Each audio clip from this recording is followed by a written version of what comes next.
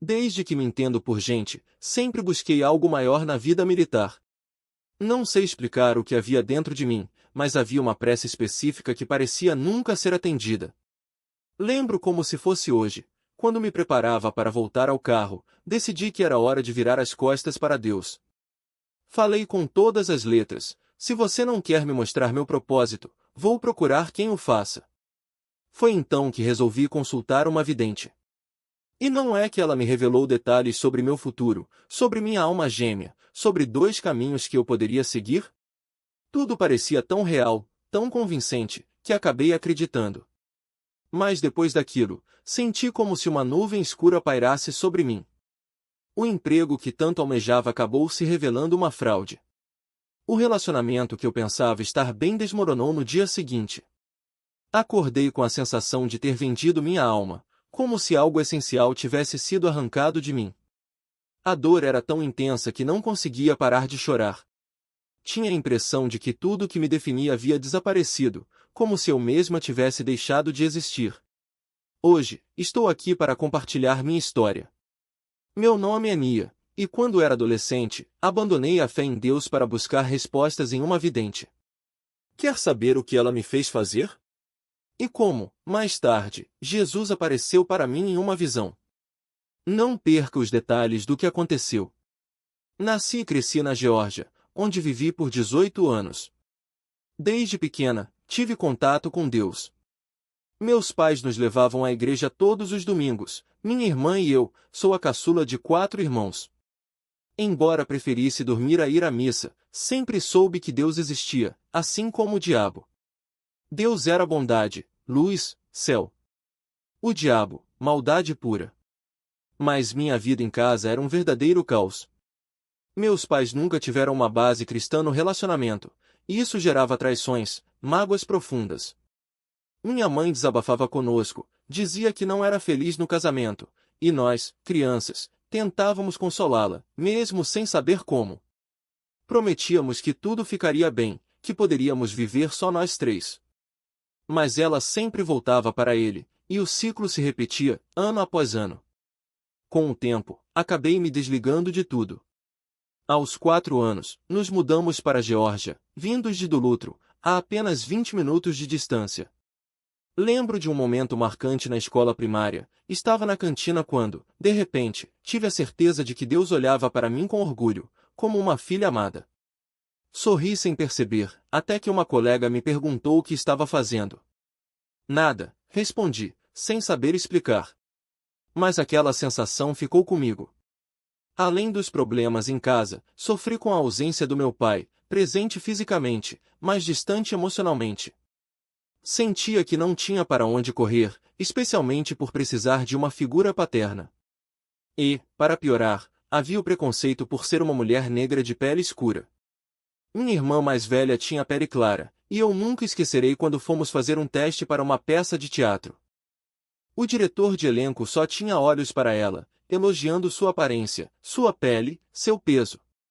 Eu era magra como ela, mas ninguém me via. Fiquei tão frustrada que cheguei a culpar minha irmã por ter ido comigo.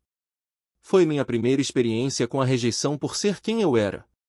Depois disso, passei a jogar The Sims 2 o tempo todo, criando apenas famílias brancas.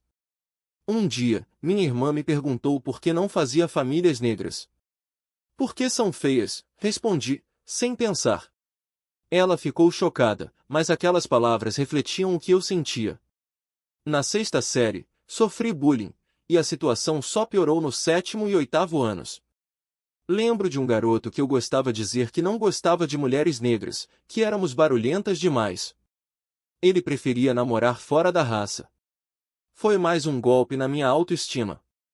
E ainda tinha minha irmã, sempre elogiada por sua pele clara, enquanto eu ouvia coisas como: você deveria ser mais como ela. Até uma amiga próxima disse isso. Doeu fundo, mas guardei tudo para mim. No ensino médio, tentei me reinventar.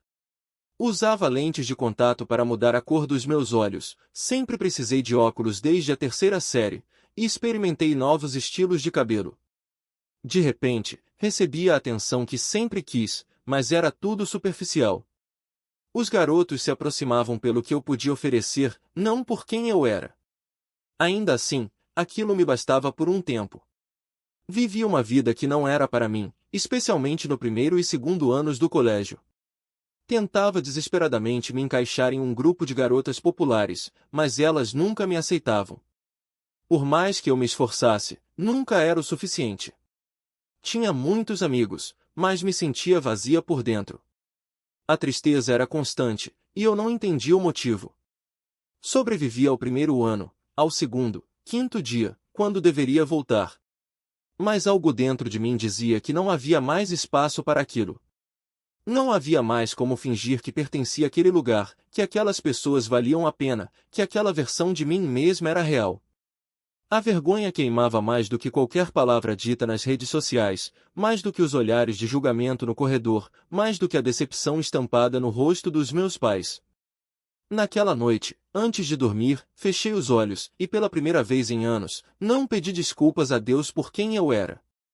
Não murmurei um obrigada apressado, como se ele fosse um espectador distante de uma vida que eu mesma não reconhecia. Em vez disso, chorei. E chorei como se cada lágrima fosse uma confissão silenciosa de que eu não sabia mais quem era, mas que, de alguma forma, ainda queria descobrir. No dia seguinte, acordei com o peso da suspensão ainda sobre os ombros, mas com uma estranha clareza. Não voltaria para aquela escola. Não por medo, não por orgulho, mas porque algo dentro de mim havia se quebrado de um jeito que não podia mais ser consertado com as mesmas peças. Liguei para minha mãe e disse, com uma voz que mal reconheci como minha, eu não consigo voltar. Ela ficou em silêncio por um longo momento, como se soubesse que aquela não era uma birra adolescente, mas o fim de algo maior. Foi então que tudo começou a mudar. Não de uma vez, não de um jeito mágico, mas aos poucos, como se cada decisão pequena fosse um passo para longe daquela garota que eu tinha sido. Meus pais, mesmo decepcionados, me matricularam em outra escola. Não foi fácil. No começo, ainda carregava comigo a mesma insegurança, a mesma necessidade de ser aceita, mas algo havia mudado, eu não estava mais disposta a pagar o preço. Não mais. E foi ali, entre novos rostos e novas regras, que algo inesperado aconteceu. Lembrei-me daquele aplicativo, o Sprinkler de Jesus, que eu havia baixado meses antes por curiosidade. Comecei a ler as mensagens que apareciam na minha tela, não mais como uma distração, mas como uma busca. E pela primeira vez, não era sobre Deus como uma figura distante, mas como alguém que parecia entender exatamente o que eu sentia. Não era sobre religião. Era sobre redenção. Não foi um caminho fácil. Ainda havia dias em que a raiva voltava, em que a solidão parecia insuportável, em que eu me perguntava se valia a pena tentar de novo. Mas algo dentro de mim havia se acendido. E, pela primeira vez, eu não estava lutando para ser vista pelos outros. Estava lutando para me ver. Como se ela estivesse lendo minha alma. Cada palavra que saía de sua boca parecia um eco do que eu já havia sussurrado para mim mesmo em noites de insônia. Você vai ajudar pessoas como você um dia, ela disse, e algo em mim se partiu não de medo, mas de reconhecimento. Era como se, depois de anos fugindo de mim mesma, alguém finalmente segurasse um espelho na minha frente e dissesse, olha. É isso que você sempre quis ser. Mas não foi só isso. Ela falou de um amor que ainda não existia, mas que já parecia familiar como se eu o tivesse sonhado antes. Disse que eu teria escolhas, que nenhum caminho me levaria ao fracasso, e que, em 18 meses, algo sobre o exército mudaria. Tudo soava perfeito demais. Tão perfeito que, por um segundo, duvidei. Afinal, como alguém poderia saber tanto sobre mim sem me conhecer? Mas a dúvida durou menos que um suspiro. Porque, no fundo, eu queria acreditar. Precisava acreditar que havia algo além daquele ciclo de raiva e autossabotagem. Saí de lá com a sensação de que, pela primeira vez em anos, o futuro não era um buraco negro. Era um corredor com portas e uma delas, pelo menos, estava entreaberta. Mas a vida tem um jeito cruel de testar nossas convicções. No dia seguinte, acordei com a mesma realidade, sem faculdade, sem carreira militar, sem rumo. E, pior, com a mesma pergunta que me perseguia desde o ensino médio: e se eu estiver errada? Foi então que decidi fazer o que sempre fiz quando as coisas ficavam difíceis: fugir. Não de um lugar, mas de mim mesma. Voltei a me cercar das mesmas pessoas, das mesmas distrações, como se pudesse anestesiar a voz que agora sussurrava terapeuta em vez de fracassada. Mas algo havia mudado. Não era mais uma rebelião cega. Era uma resistência cansada, como se eu estivesse correndo em círculos só para provar que ainda podia, mesmo sabendo que não queria mais. E então, veio o golpe final. 18 meses depois, exatamente como ela havia dito, recebi um e-mail.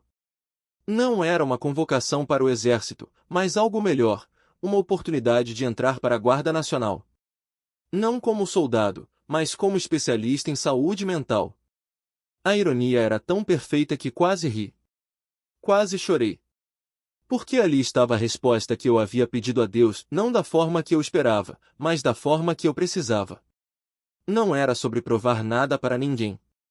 Era sobre finalmente entender que minha dor não era um peso, mas um mapa. E que, talvez, o propósito que eu tanto buscava não estivesse em fugir de quem eu era, mas em usar cada cicatriz para ajudar outros a não se perderem como eu me perdi. Ainda havia dias em que a insegurança voltava, em que eu me perguntava se era boa o suficiente. Mas, pela primeira vez, eu não estava sozinha nessa dúvida. Porque, de alguma forma, o universo ou Deus, ou o acaso havia me mostrado que até as partes mais quebradas de mim tinham valor.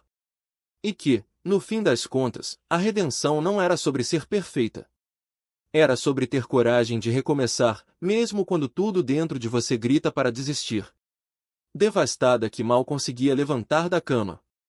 Ela me olhava com aqueles olhos cheios de uma compreensão que eu não merecia e dizia: você não está sozinha nisso. Mas precisa decidir se vai deixar a dor te definir ou se vai usá-la para se reconstruir. E, naquele momento, suas palavras soaram como uma sentença porque eu sabia que ela estava certa, mas não sabia como começar. Os dias se arrastavam como uma sombra pesada. Eu me afundava cada vez mais nas respostas que a espiritualidade me prometia, mas que nunca chegavam. Os cristais brilhavam na minha mesa de cabeceira, as cartas do tarô se espalhavam pelo chão, e eu ainda acordava com aquele vazio no peito, como se algo dentro de mim tivesse sido arrancado à força. A psicóloga que eu havia consultado antes me disse que eu estava em um ciclo de autossabotagem, que buscava validação externa porque não conseguia me enxergar.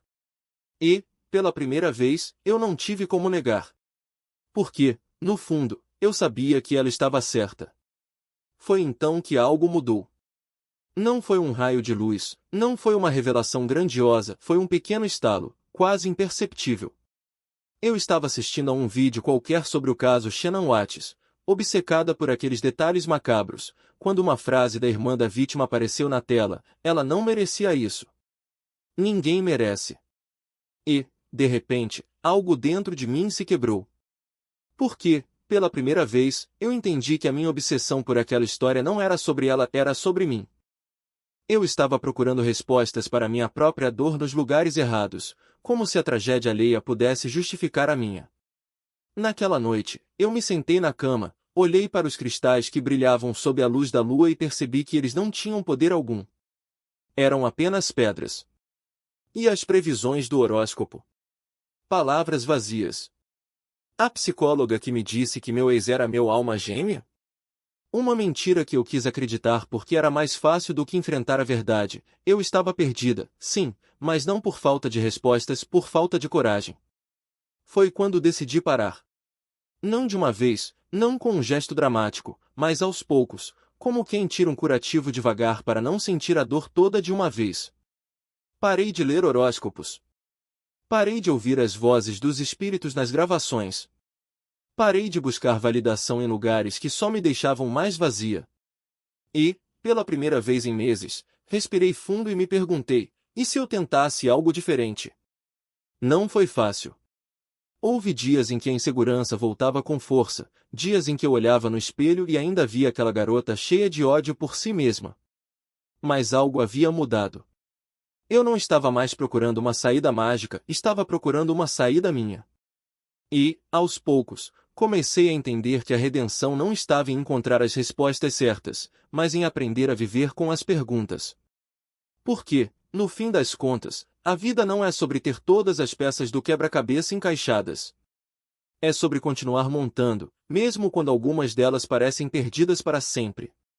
Perguntado a si mesma por que essas vozes só aparecem quando você está no seu ponto mais frágil? Por que o inimigo não ataca quem já está de pé? Ele espera até que você esteja de joelhos para sussurrar que não há saída. E eu olhava para ele, com aqueles olhos que já tinham visto demais, e pensava, como é que ele sabe? Como é que ele sabia que, nas noites em que eu me encolhia debaixo das cobertas, as mesmas vozes que me prometiam poder me diziam que eu nunca seria amada? Que eu era um erro ambulante. Charles não me deu respostas prontas. Ele apenas sorriu, um sorriso que carregava o peso de quem já tinha lutado as mesmas batalhas e disse: Você já tentou falar com Deus como se ele fosse real? A pergunta me acertou como um soco. Porque, até então, eu só tinha falado para Deus gritos raivosos, acusações, pedidos desesperados que se perdiam no vazio.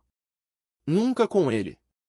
Nunca como se ele estivesse ali, do outro lado da linha, esperando que eu desligasse o telefone cheio de ódio para finalmente ouvir.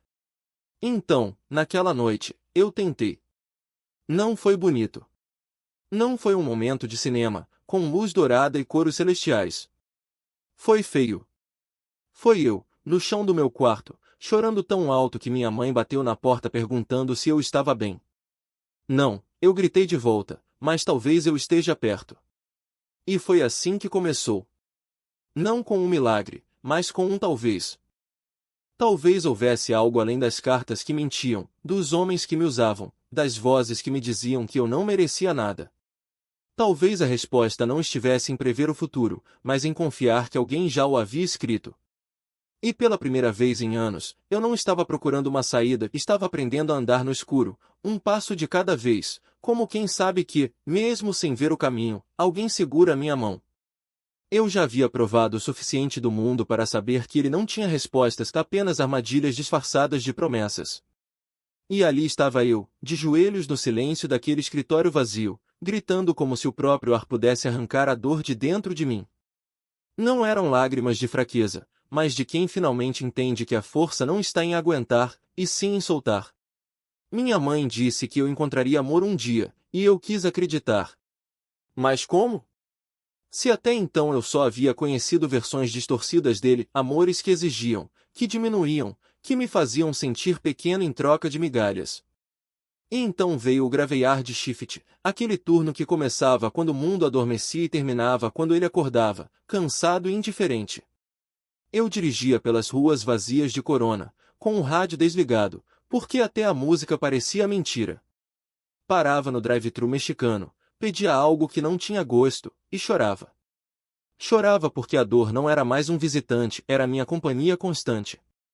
Até que, entre um soluço e outro, as palavras saíram sem aviso: eu me rendo. Não sabia o que significava. Só sabia que não aguentava mais carregar o peso de ser quem não era. E então ele respondeu.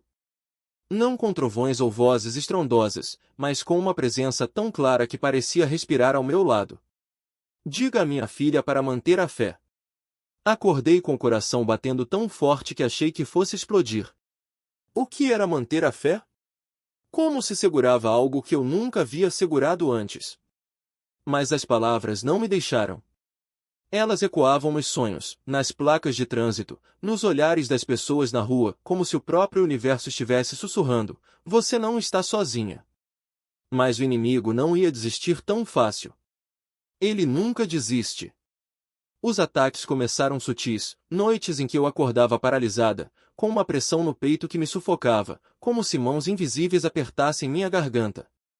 E então vinham as palavras vis, cortantes, repetidas como um mantra de ódio. Você não merece nada.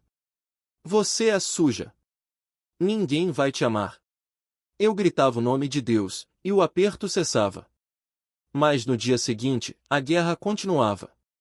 No trabalho, as pessoas que antes sorriam para mim de repente me olhavam com desdém. Amizades se transformavam em facas nas costas. E os sonhos, os sonhos. Mulheres esfaqueadas, pentagramas de sangue, vozes que me chamavam de lugares escuros. Eu sabia que era um teste. Sabia que, ao abrir portas que não deveria, eu havia convidado algo que agora se recusava a sair.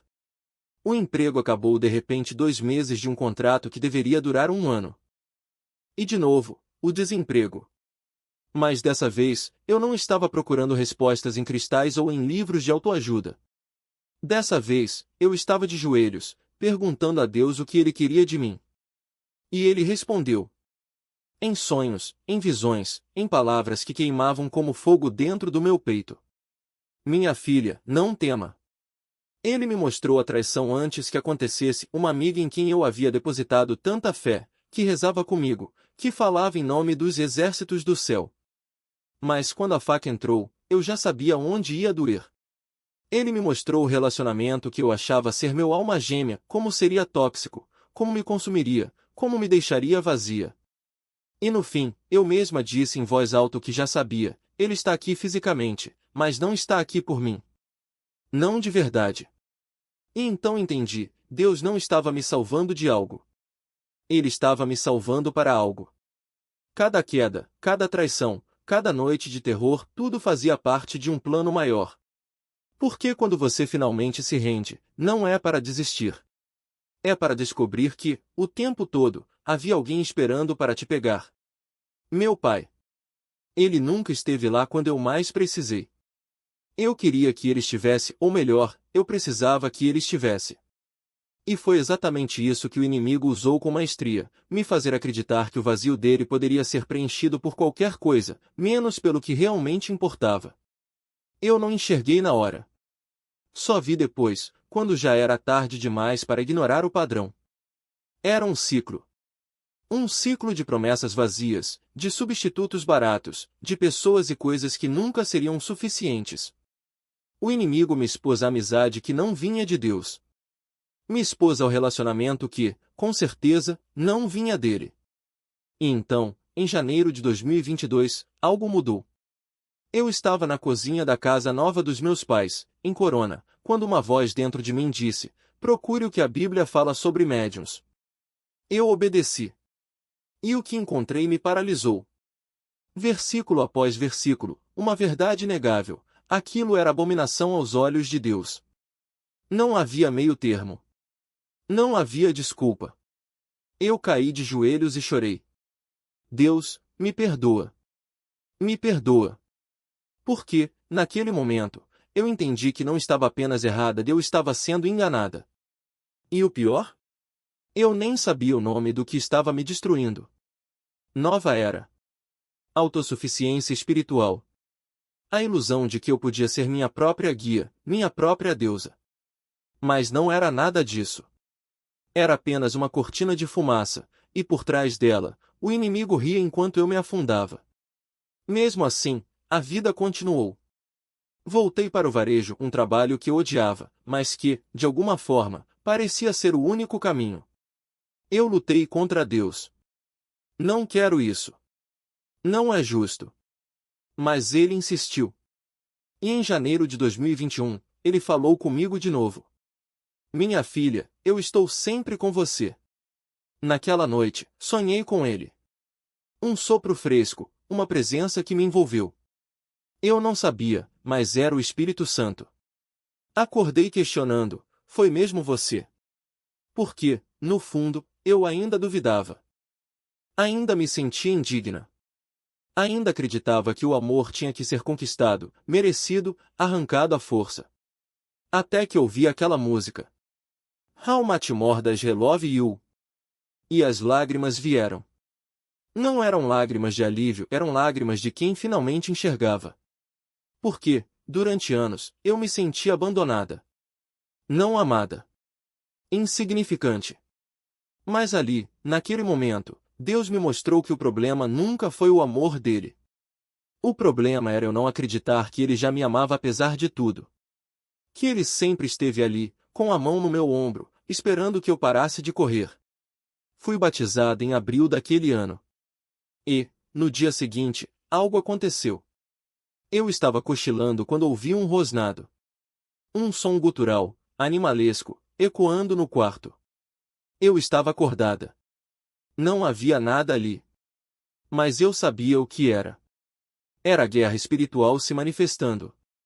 E, pela primeira vez, eu não tive medo. Porque, se o inimigo estava incomodado, era sinal de que eu estava no caminho certo. Deus começou a me purificar. Larga a música secular, ele disse. Eu resisti. Mas é só música. Mas não era.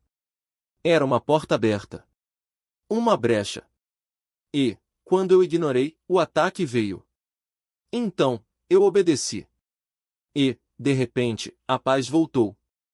Mas a batalha não tinha acabado. Logo depois, entrei em um relacionamento que parecia certo, ele até dizia ser cristão. Mas Deus me avisou. Vocês não estão adorando mesmo Deus. Eu ignorei os sinais. As bandeiras vermelhas. E paguei o preço. Até que, um dia, enquanto lia Deus está preparando meu marido, de Leila, algo dentro de mim quebrou. A história dela era a minha história. A pressa. A desobediência. A ilusão de que eu podia apressar os planos de Deus. E então, ele falou. Não em um sonho. Não em um sussurro. Mas diretamente, como se estivesse na minha frente. O tempo acabou. É eu ou ele? Eu caí de joelhos. É você, Senhor. Mas eu não consigo. Preciso que você faça isso. E, naquela semana, tudo terminou. Porque, quando você entrega, Deus age. Quando você para de lutar contra ele, ele começa a lutar por você. E foi assim que, sem querer, sem planejar, sem sequer acreditar que era possível, eu entrei para a aplicação da lei. Eu tinha 19 anos, prestes a completar 20, e estava cansada de tentar controlar meu futuro. Minha mãe sugeriu, por que não tenta ser despachante policial?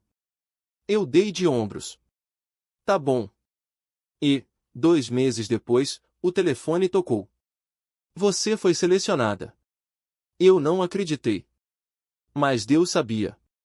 Ele sempre soube. Porque, enquanto eu corria atrás de faculdades que não queria, de carreiras que não me completavam, de sonhos que não eram meus, ele já estava preparando o caminho. E, hoje, 3 anos depois, olho para trás e vejo, tudo o que eu pensava que queria não era nada comparado ao que ele tinha para mim. Até que, em outubro do ano passado, ele me pediu algo que eu não queria fazer. Compartilhe seu testemunho no YouTube. Eu recuei. Não. As pessoas vão me julgar. Vão me lembrar de quem eu era. Mas Deus insistiu. E, em dezembro, depois de meses de hesitação, eu finalmente obedeci. Porque, no fim, não se trata do que eu fiz. Não se trata do meu passado, dos meus erros, das minhas falhas. Se trata dele. Da misericórdia que me alcançou quando eu não merecia. Da graça que me levantou quando eu estava caída.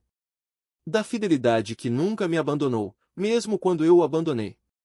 E é isso que eu quero que você entenda, Deus não está preocupado com o seu desempenho. Ele não está contando seus tropeços. Ele está olhando para você e dizendo, eu te escolhi. Não por quem você é, mas por quem eu sou. E eu nunca vou desistir de você, eu sei que Ele sabe o momento perfeito. E se há uma coisa que aprendi é que Deus não trabalha no nosso tempo, mas no tempo dele. E o tempo dele é sempre melhor. Eu não quero mais me apressar. Não quero mais escolher com os meus olhos, com as minhas emoções, com o que o mundo diz que é certo. Eu quero esperar pelo homem que vai me apontar para Cristo, que vai lutar por mim espiritualmente, que vai orar comigo antes de dormir e me lembrar de quem eu sou quando eu esquecer. Porque, no fim das contas, casamento não é sobre 2 pessoas se completando, mas sobre 2 pessoas incompletas se rendendo ao único que pode completar. E eu sei que isso exige paciência. Exige confiança. Exige acreditar que, mesmo quando a solidão aperta, mesmo quando parece que todo mundo ao meu redor já encontrou o seu par, Deus está escrevendo uma história maior do que eu consigo enxergar. Porque Ele não me deu um coração para ser preenchido pela metade. Ele me deu um coração para ser preenchido por Ele primeiro, e só depois, no tempo certo, por alguém que vai refletir esse amor. Então, sim, eu espero. Eu oro. Eu me preparo. Não com ansiedade, mas com expectativa. Porque se há uma coisa que essa jornada me ensinou é que Deus não nos dá sonhos para nos frustrar, mas para nos surpreender. E quando Ele trouxer, eu quero estar pronta não com uma lista de exigências, mas com um coração grato, sabendo que o melhor presente não é o homem em si, mas a certeza de que Ele me amou primeiro. E se você está aí, esperando também, eu quero te dizer, não desista. Não se contente. Não abra mão do padrão que Deus colocou no seu coração só porque o relógio está correndo. Porque o mesmo Deus que me resgatou das minhas escolhas erradas é o mesmo que está te guiando agora. E Ele não vai te deixar na mão. Nunca. O Senhor me mostrou tanto que eu jamais tentaria buscar realização fora dele. Nem mesmo nas conquistas que Ele mesmo me deu, como o trabalho que me sustenta, o apartamento que me acolheu há poucos meses. Ainda assim, mesmo rodeada de bênçãos, há um vazio que só Ele preenche. E se até essas coisas, que são dádivas suas, não me satisfazem plenamente, como poderia um homem, por mais maravilhoso que fosse, fazer isso por mim? Não é só sobre esperar por um marido. É sobre esperar pelo homem que foi moldado pelo coração de Deus, como Davi, aquele que, antes de me amar, ama ao Senhor com tudo o que é. Porque só um homem assim terá raízes profundas o suficiente para não me arrancar do propósito que Deus traçou para mim.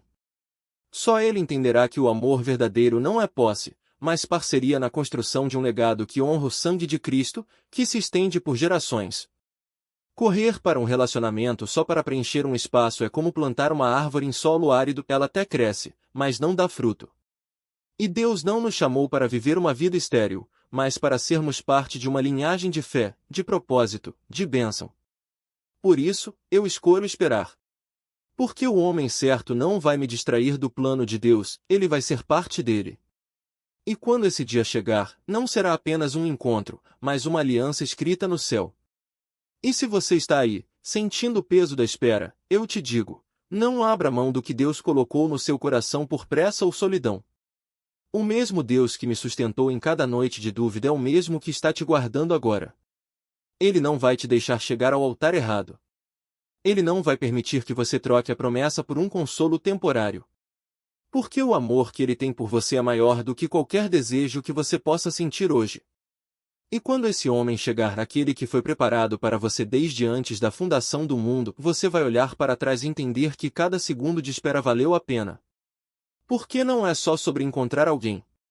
É sobre ser encontrada por Deus primeiro. É sobre deixar que Ele escreva a sua história do jeito que Ele sempre sonhou, sem pressa, sem medo, sem arrependimentos. E enquanto isso, eu sigo aqui, de mãos erguidas, coração aberto, declarando, Senhor, eu confio em Ti. Mesmo que demore, mesmo que doa, mesmo que todos ao meu redor já tenham seguido em frente. Eu escolho te esperar. Porque só Tu és suficiente. Só Tu és o meu tudo.